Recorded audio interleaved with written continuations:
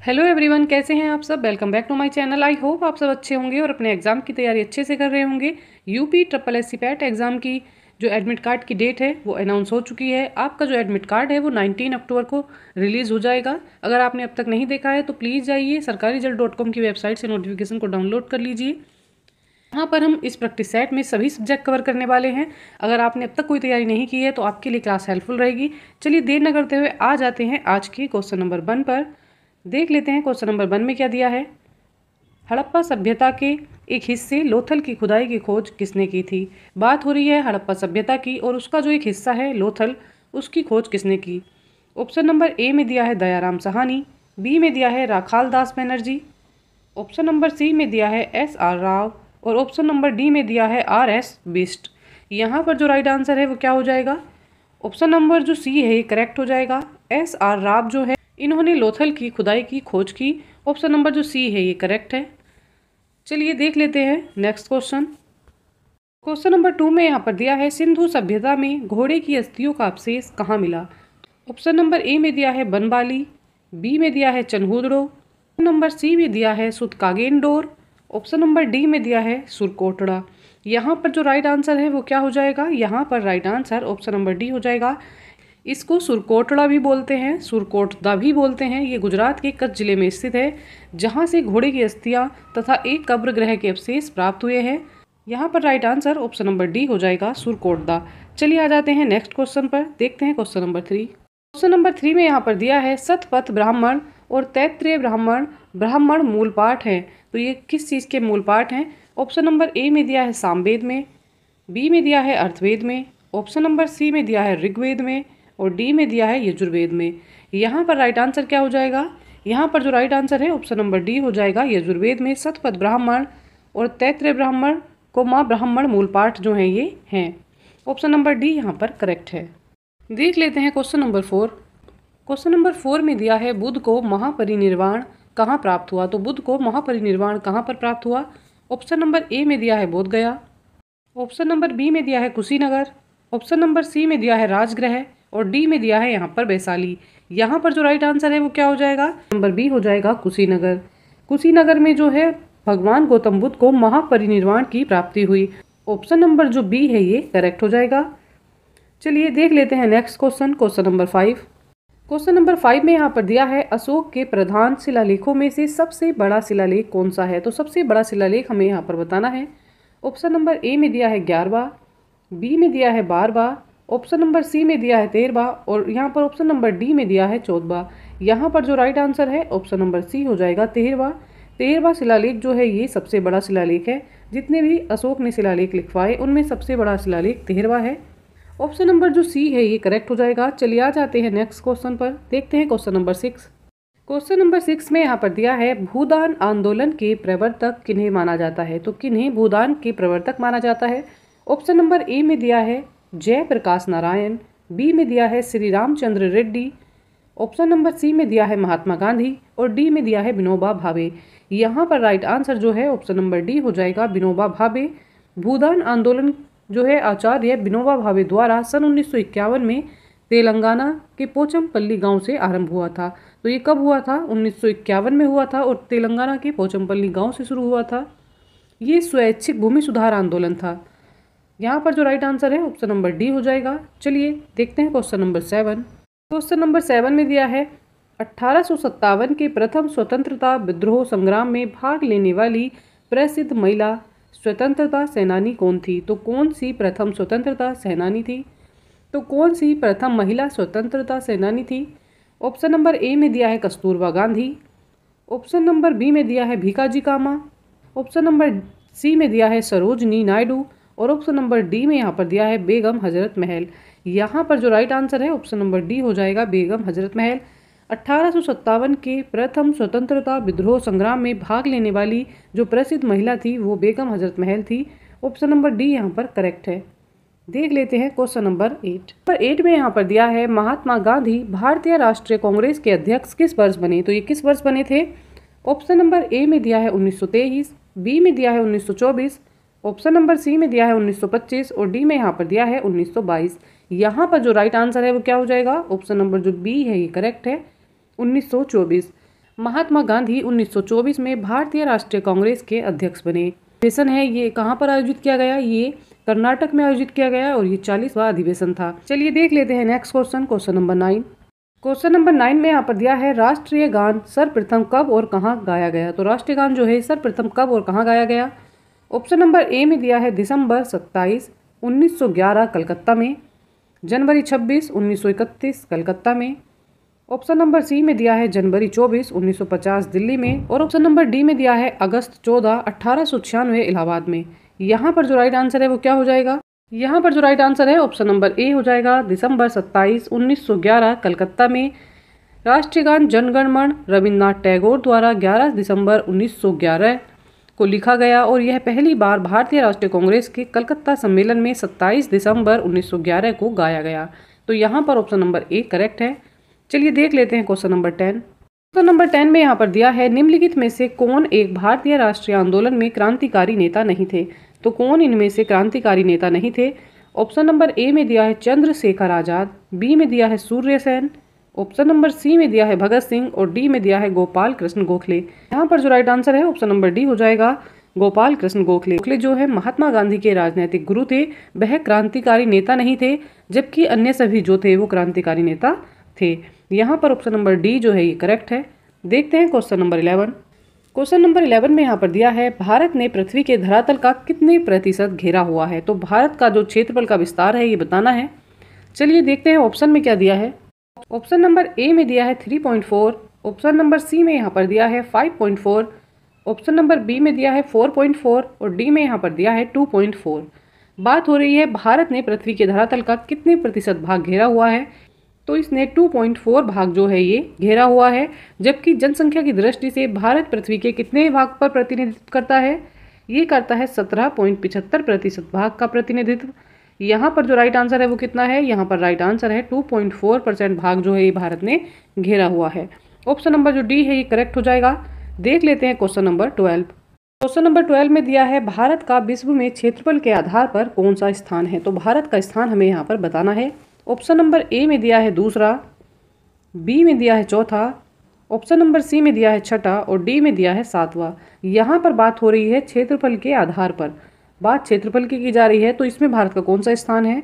यहाँ पर जो ऑप्शन नंबर डी है ये करेक्ट हो जाएगा। विश्व में क्षेत्रफल के आधार पर 7वां स्थान है। ऑप्शन नंबर डी यहाँ पर करेक्ट है। अब आप यहाँ पर भारत का क्षेत्रफल भी जान लेंगे कितना है। तो भारत का क्षेत्रफल कितना है, 36,87,263 वर्ग किमी। ये भारत का जो है क्षेत्रफल है। चलिए देख लेते हैं नेक्स्ट क्वेश्चन। क्वेश्चन नंबर देखते हैं यहाँ पर हम 13। निम्नलिखित केंद्र शासित क्षेत्रों में से सबसे अधिक आकार में बड़ा कौन सा है। तो सबसे बड़ा आकार में कौन सा क्षेत्र है। ऑप्शन नंबर ए में दिया है चंडीगढ़, बी में दिया है लक्षद्वीप, ऑप्शन नंबर सी में दिया है दादर नगर हवेली तथा दमन व दीप, ऑप्शन नंबर डी में दिया है पांडिचेरी। तो यहाँ पर जो राइट आंसर है वो क्या हो जाएगा, इनका सीरियल हम किस तरह से लगाएंगे। जो क्षेत्रफल की दृष्टि से सबसे बड़े आकार में है वो कौन सा है। यहाँ पर ऑप्शन नंबर सी जो है ये करेक्ट हो जाएगा। दादर नगर हवेली तथा दमन व दीप जो है ये आकार में बड़े हैं। ऑप्शन नंबर जो सी है ये करेक्ट हो जाएगा। चलिए देख लेते हैं next question. Question number 14। Question number 14 में दिया है भारतीय प्रायद्वीप की सबसे ऊंची चोटी है। तो भारतीय प्रायद्वीप की सबसे ऊंची चोटी कौन सी है।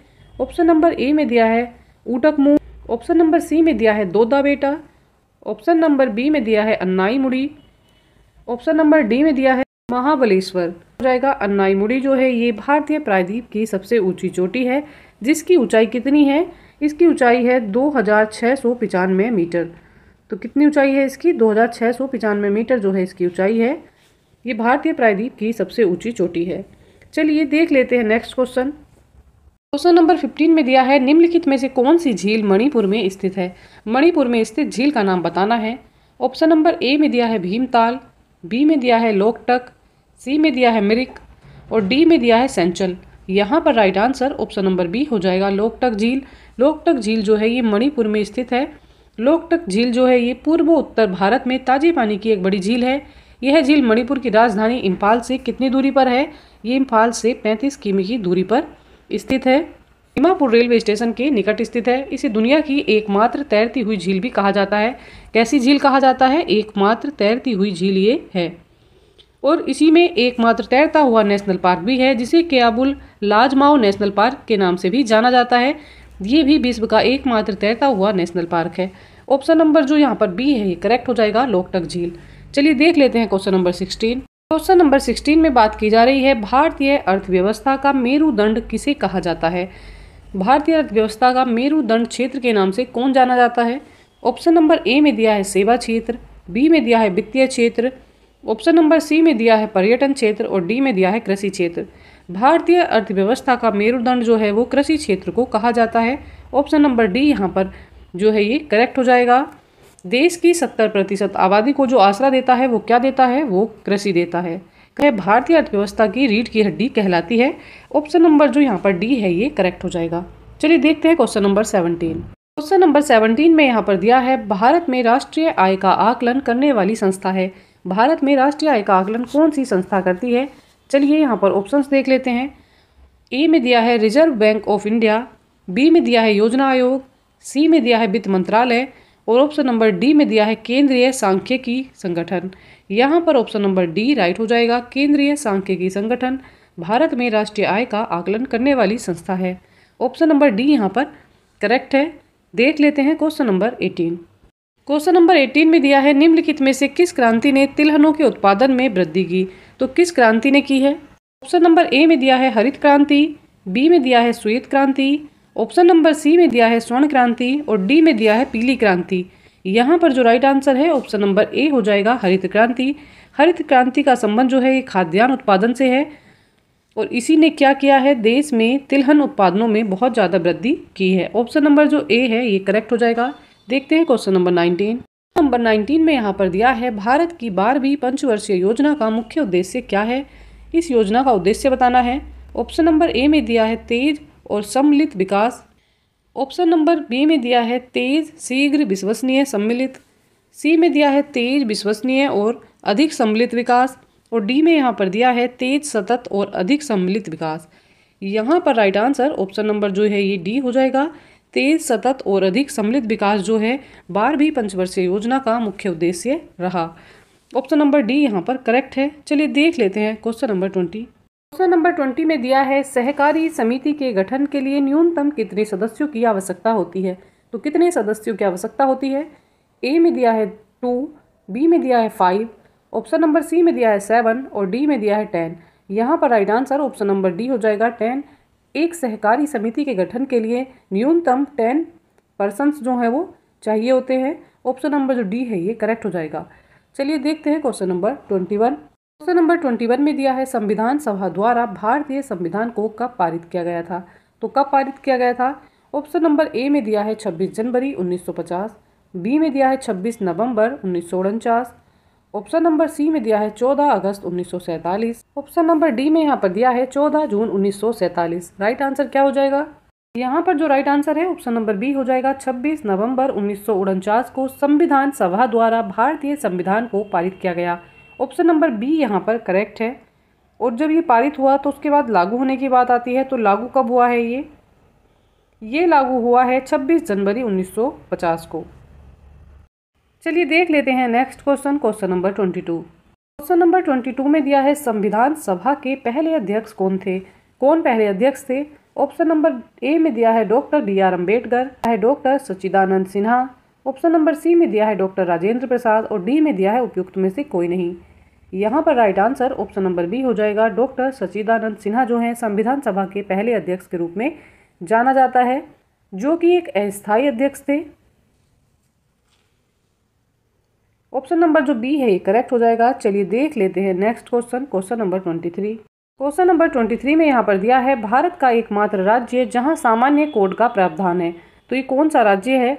ऑप्शन नंबर ए में है गोवा, बी में दिया है जम्मू और कश्मीर, सी में दिया है केरल और डी में दिया है असम। यहाँ पर right answer option number A हो जाएगा। गोवा भारत का एकमात्र राज्य जहाँ सामान्य कोड का प्रावधान है वह है गोवा। ऑप्शन नंबर ए यहाँ पर करेक्ट है। चलिए देख लेते हैं next question, question number 24। Question number 24 में दिया है इनमें से कौन भारत का कार्यवाहक राष्ट्रपति नहीं था। तो कौन सा इनमें से कार्यवाहक राष्ट्रपति नहीं था। ऑप्शन नंबर ए में दिया है V V Giri, option number B में दिया है doctor Zakir Hussain, option number C में दिया है मूर्ति हिदायतुल्लाह, डी में दिया है बी डी जत्ती। यहाँ पर जो राइट आंसर है वो क्या हो जाएगा, यहाँ पर ऑप्शन नंबर बी करेक्ट हो जाएगा, डॉक्टर जाकिर हुसैन। भारत का कार्यवाहक राष्ट्रपति जो नहीं था, इनमें से कौन नहीं था, डॉक्टर जाकिर हुसैन नहीं थे। ऑप्शन नंबर जो बी है ये करेक्ट है। देखते हैं क्वेश्चन नंबर 25 में दिया है श्री रामनाथ कोविंद भारत के कौन से राष्ट्रपति हैं। 16वें, ऑप्शन नंबर बी में दिया है 14वें, ऑप्शन नंबर सी में दिया है 12वें और डी में दिया है 11वें। यहाँ पर राइट आंसर क्या हो जाएगा, यहाँ पर जो राइट आंसर है ऑप्शन नंबर बी हो जाएगा 14वें। रामनाथ कोविंद जो हैं ये भारत के 14वें राष्ट्रपति बने। ऑप्शन नंबर बी यहाँ पर करेक्ट हो जाएगा। चलिए देखते हैं नेक्स्ट क्वेश्चन। नंबर 26 में दिया है निम्न में से कौन सी अदिश राशि है। तो अदिश राशि इनमें से बतानी है। ए में दिया है कार्य, बी में दिया है वेग, ऑप्शन नंबर सी में दिया है बल और डी में दिया है त्वरण। यहाँ पर जो राइट आंसर है ऑप्शन नंबर ए हो जाएगा कार्य। कार्य जो है ये एक अदिश राशि होती है। अदिश राशि वे होती हैं जिनमें कोई दिशा नहीं होती है, जैसे कार्य, द्रव्यमान, दूरी, समय, चाल, दाब, शक्ति, आवेश, विद्युत धारा, आयतन आदि जो है ये कैसी राशियां हैं, ये अदिश राशियों के अंतर्गत आती हैं, इनमें दिशा नहीं होती है। चलिए देखते हैं क्वेश्चन नंबर 27। क्वेश्चन नंबर 27 में दिया है निम्नलिखित में से कौन सी प्रक्रिया रासायनिक परिवर्तन है। तो रासायनिक परिवर्तन हमें यहाँ पर बताना है। ए में दिया है पौधों में प्रकाश का संश्लेषण, बी में दिया है मोम का पिघलना, सी में दिया है पानी का संघनन, ऑप्शन नंबर डी में दिया है पौधों में वाष्पो उत्सर्जन। यहाँ पर right answer option number A हो जाएगा। पौधों में प्रकाश संश्लेषण जो है ये एक रासायनिक अभिक्रिया है। बाकी जो क्रियाएं हैं वो कैसी हैं, वो भौतिक परिवर्तन को दर्शाती हैं। ऑप्शन नंबर ए करेक्ट हो जाएगा, पौधों में प्रकाश संश्लेषण। चलिए देखते हैं क्वेश्चन नंबर 28। क्वेश्चन नंबर 28 में दिया है एक नाभिक में प्रोटॉन और न्यूट्रॉन को बांधने वाले बल को क्या कहते हैं। तो क्या कहते हैं, ऑप्शन नंबर ए में दिया है विद्युत चुंबकीय बल, ऑप्शन नंबर बी में दिया है दुर्बल नाभिकीय बल, ऑप्शन नंबर सी में दिया है गुरुत्वाकर्षण बल और डी में दिया है प्रबल नाभिकीय बल। यहाँ पर जो राइट आंसर है वो क्या हो जाएगा, यहाँ पर right answer option number D हो जाएगा, प्रबल नाभिकीय बल। नंबर 29 में दिया है आर्निथोलॉजी का संबंध किससे है। तो इसका संबंध किससे है, ए में दिया है हड्डियों से, बी में दिया है पक्षियों, नंबर सी में दिया है आभूषणों और डी में दिया है धातु। यहाँ पर right answer option number B हो जाएगा, पक्षियों। आर्निथोलॉजी का संबंध जो होता है ये किससे होता है, ये पक्षियों से होता है। इसमें पक्षियों का अध्ययन किया जाता है। चलिए देखते हैं क्वेश्चन नंबर 30। क्वेश्चन नंबर 30 में यहाँ पर दिया है चींटियों के अध्ययन को क्या कहते हैं। में दिया है मर्मिकोलॉजी, ऑप्शन बी में दिया है हर्पेटोलॉजी, ऑप्शन नंबर सी में दिया है निमेमेटोलॉजी, ऑप्शन नंबर सी में दिया है निमेटोलॉजी, ऑप्शन नंबर डी में दिया है नीडोलॉजी। यहाँ पर right answer option number A हो जाएगा, मर्मिकोलॉजी जो है चींटियों के अध्ययन को कहा जाता है। ऑप्शन नंबर ए यहाँ पर करेक्ट है। देखते हैं next question. Question number 31। Question number 31 में दिया है एक संख्या 55 से उतनी ही बड़ी है जितनी कि 79 से वह छोटी है, संख्या ज्ञात करिए। तो संख्या ज्ञात करने के लिए हमें क्या करना पड़ेगा, सबसे पहले हम संख्या को मान लेते हैं। क्या करेंगे, हमारे पास क्या संख्या दी है, हमने बड़ी संख्या निकालनी है पहले, तो हम उसको मान लेंगे संख्या x हमने मान ली है। अब हमें इसको लिख लेना है कैसे, बड़ी संख्या ज्ञात करने के लिए क्या करेंगे, सबसे पहले बड़ी संख्या ज्ञात करते हैं। तो बराबर क्या हो जाएगा 55 और प्लस के क्या, जो संख्या हमने मानी है x। अगर बड़ी है तो 55 प्लस x हो जाएगा और उतनी ही छोटी है तो क्या हो जाएगा 79 माइनस के x हो जाएगा। x से उतनी ही छोटी है जितनी कि 55 से बड़ी है। तो 55 प्लस के x और बराबर में क्या आ जाएगा, बराबर में आ जाएगा 79 और माइनस के x। x का जो पोर्शन है, x की जो टर्म है वो एक साइड ले लेंगे और जो नंबर हैं वो एक साइड आ जाएंगे। तो यहाँ पर x माइनस के हैं, बराबर से अगर इसको इधर लाएंगे तो कितना हो जाएगा, ये हो जाएगा 2x इजिकल टू कितना हो जाएगा 79 से आपको 55 माइनस करना है तो ये कितना हो जाएगा, ये हो जाएगा 24। यहाँ पर क्या मिल गया है, चलिए इसको सोल्व कर लेते हैं। तो कितनी बार जाएगा, ये 12 बार जाएगा, 12 दूनी 24 हो जाता है। तो x की वैल्यू यहाँ से हमें मिल जाती है 12। और अब हमें संख्या ज्ञात कर लेनी है, तो हम क्या करेंगे, x की वैल्यू जो हमने माना था उसमें रख देंगे। तो कितना हो जाएगा 55 प्लस के x की जगह आ जाएगा 12। तो बड़ी संख्या कितनी आ गई है, यहाँ पर आ जाएगा 67। यहाँ पर आंसर हमें मिल जाएगा। चलिए ऑप्शंस देखते हैं। ऑप्शन नंबर जो डी है ये करेक्ट हो जाएगा, D is the right answer. चलिए आ जाते हैं नेक्स्ट क्वेश्चन पर। क्वेश्चन नंबर देखते हैं 32। क्वेश्चन नंबर 32 में दिया है निम्नलिखित संख्याओं में से कौन सी संख्या एक पूर्ण वर्ग नहीं है। आना है 3136। तो ये किसका वर्ग हो जाता है, ये 56 का वर्ग हो जाता है। जब आप 56 की मल्टीप्लाई 56 से करते हैं तो आपको क्या मिल जाएगा, 3136 मिल जाएगा। 12544 ये किसका वर्ग है, ये 112 का वर्ग होता है, 112 का स्क्वायर होता है। अगर आप 112 की मल्टीप्लाई 112 से करेंगे तो आपको 12,544 मिल जाएगा। 196 जो है ये किसका वर्ग है, ये 36 का वर्ग यहाँ पर है। ऑप्शन नंबर डी में दिया है 23,832 और हमें यहाँ पर पूछा गया था कि एक पूर्ण वर्ग संख्या नहीं है, तो एक पूर्ण वर्ग संख्या जो है ऑप्शन नंबर डी नहीं है, बाकी सब जो है वो पूर्ण वर्ग संख्याएं हैं। ऑप्शन नंबर डी यहाँ पर करेक्ट हो जाएगा। चलिए देखते हैं क्वेश्चन नंबर 33। क्वेश्चन नंबर 33 में दिया है निम्नलिखित को हल करिए। तो इसको हल करने के लिए हम यहाँ पर बोर्ड मास रूल फॉलो करने वाले हैं। क्वेश्चन दिया है 42 - 2 ब्रैकेट में यहाँ पर दिया है कितना 25 प्लस के 16 भाग 4 है, मल्टीप्लाई उसकी 3 से हो रही है, माइनस 4 × 4 और ब्रैकेट के बाहर जो है प्लस के 5 बराबर में क्या आएगा। तो दिया हुआ है ब्रैकेट ऑफ डिवाइड, तो सबसे पहले हमें इसकी ब्रैकेट रिमूव करनी है। तो उसके लिए हम क्या करेंगे, पहले डिवाइड करेंगे। 42 माइनस के 2 आप ऐसे का ऐसे ही लिख देंगे और ब्रैकेट के अंदर इसको सोल्व कर लेंगे। तो यहाँ पर क्या जाएगा, यहाँ पर है 25 ऐसे ही रहेगा और 16 को यहाँ पर सबसे पहले डिवाइड को सोल्व करना है। तो 16 को अगर 4 से भाग करते हैं तो क्या आ जाता है, यहाँ पर आ जाएगा 4 और मल्टीप्लाई कितना है 3 है तो 3 रहने देंगे, माइनस कितना हो जाएगा 4 चौक हो जाएगा यहाँ पर 16, ब्रैकेट क्लोज करेंगे, प्लस के 5 है उसको आप ऐसे ही रहने देंगे। यहाँ पर है 42 माइनस के 2 ये ऐसे का ऐसे ही रहेगा, 25 ऐसा ही रहेगा, यहाँ पर कितना हो जाएगा प्लस के 4 क्या हो जाएगा यहाँ पर 12 माइनस के 16 है और ब्रैकेट के बाहर कितना है, ब्रैकेट के बाहर दिया हुआ है प्लस के 5। यहाँ 25 और 12 को ऐड करेंगे कितना हो जाएगा 37, माइनस के कितना है 16 है, ब्रैकेट के बाहर कितना है 5 दिया हुआ है और इधर कितना दिया हुआ है 42 और ये माइनस के 2 है तो इसको ऐसे ही रहने देंगे। यहाँ पर कितना आ जाएगा, यहाँ पर आ जाएगा कितना 42 माइनस के 2 और ये यहाँ पर कैसा साइन आएगा मल्टीप्लाई का, 37 माइनस 16 कितना हो जाएगा, ये हो जाएगा 21 और प्लस के आ जाएंगे 5। यहाँ पर इसको सोल्व कर लेंगे, क्या आ जाएगा 21 दूनी होता है 42, तो 42 से 42 कैंसिल हो जाएगा, प्लस के 5 यहाँ पर बच जाएगा। यही आंसर है, ऑप्शन नंबर जो डी है ये करेक्ट हो जाएगा 5। और आगे जो संख्याओं का बार बार रिपीटेशन हो रहा है, संख्या रिवाइज हो रही है, तो उसके लिए हम यहाँ पर बार लगा देते हैं। और जब बार वाले क्वेश्चन को सोल्व करते हैं तो कैसे करते हैं, यहाँ से हम क्या करेंगे पॉइंट भी रिमूव कर देंगे और इसको कैसे लिख देंगे, इसको लिख देंगे 35 और अपॉन में क्या आ जाएगा, बार रिमूव करते हैं तो कितने अंक लिखे जाएंगे, जितनी संख्याएं हैं उतनी बार हम 9 को लिख देते हैं। तो यहाँ पर 35 था, 35 के ऊपर बार था तो यहाँ पर लिख देंगे हम 99। तो हम इसको भिन्न के रूप में चेंज करते हैं तो क्या मिल जाएगा 35/99 हमें यहाँ पर मिल जाएगा। ऑप्शन नंबर जो ए है ये करेक्ट हो जाएगा, 35/99 इसका आंसर आ जाएगा। चलिए देखते हैं क्वेश्चन नंबर 35। इनका औसत 105 है, उनमें से पहली संख्या अन्य 4 संख्याओं के योग की 2/5 गुनी है। पहली संख्या यहाँ पर क्या है, 5 × 5 = 25 और 5 × 5 हो जाएगा, तो 525 जो है 5 संख्याओं का योग आ जाएगा। यहाँ पर बात हो रही है एक संख्या के अलावा 4 अन्य संख्याओं के योग का 2/5 गुना है।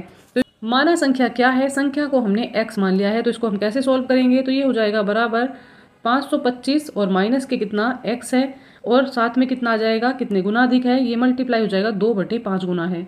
तो हम इसको ऐसे करके लिख देंगे, x हो जाएगा और यहाँ पर कितना हो जाएगा, इसकी मल्टीप्लाई 2 से करेंगे तो कितना हो जाएगा, यहाँ पर बन जाएगा ये 1050 और माइनस के कितना हो जाएगा 2x हो जाएगा। चलिए इसको सोल्व कर लेते हैं। x वाली जो टर्म है वो एक साइड लिख लेंगे, 5 और 2 और इसको बराबर से इधर लाएंगे तो ये प्लस का 2 हो जाएगा। यहाँ पर हो जाएगा 7x = कितना 1050।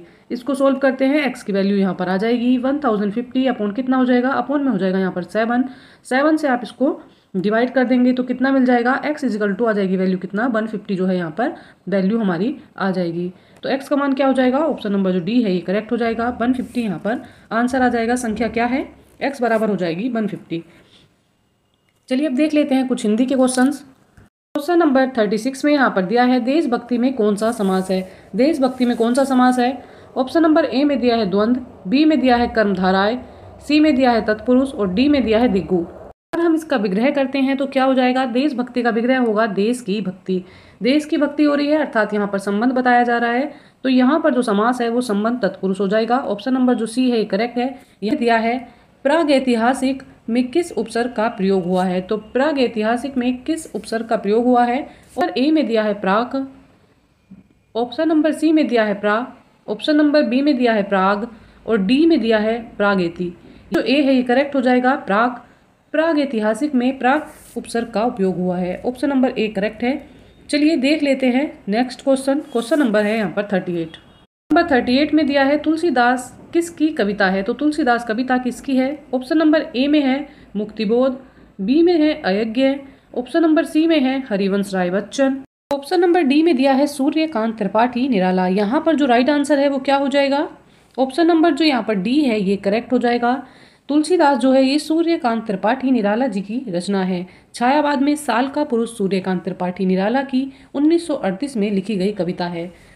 चलिए देख लेते हैं नेक्स्ट क्वेश्चन, क्वेश्चन नंबर 39। यहाँ पर दिया है बहिष्कार का संधि विच्छेद बताना है। बहिष्कार का संधि विच्छेद क्या हो जाएगा? ऑप्शन नंबर ए में दिया है वही धन अस्कार, ऑप्शन नंबर बी में दिया है बहिस धन अकार, ऑप्शन नंबर सी में दिया है बही धनकार, डी में दिया है बहिर धनकार। यहाँ पर जो राइट हो जाएगा आंसर वो क्या हो जाएगा? ऑप्शन नंबर जो यहाँ पर सी है ये करेक्ट है, बही धनकार। बहिष्कार का जो संधि विच्छेद है वो बही धनकार हो जाएगा। चलिए आ जाते हैं नेक्स्ट क्वेश्चन पर, देखते हैं क्वेश्चन नंबर 40। क्वेश्चन नंबर 40 में दिया है निम्न में से पुल्लिंग शब्द का चयन कीजिए। तो पुल्लिंग शब्द का चयन हमें यहाँ पर करना है। ऑप्शन नंबर ए में दिया है पहिया, बी में दिया है पखावज, ऑप्शन नंबर बी में दिया है लिखावट, ऑप्शन नंबर डी में यहाँ पर दिया है मझधार। ऑप्शन नंबर जो यहाँ पर ए है ये करेक्ट हो जाएगा। पहिया शब्द जो है ये पुल्लिंग शब्द है। बाकी प्रयोग करके भी मैं इसका आपको बता देती हूँ। समय का पहिया तो सदैव घूमा करता है, अर्थात यहाँ पर बड़ी ई की मात्रा लग जाती है तो ये स्त्रीलिंग में हो जाता है। अगर यहाँ पर बड़ी ई की मात्रा नहीं आ रही है तो ये पुल्लिंग होता है।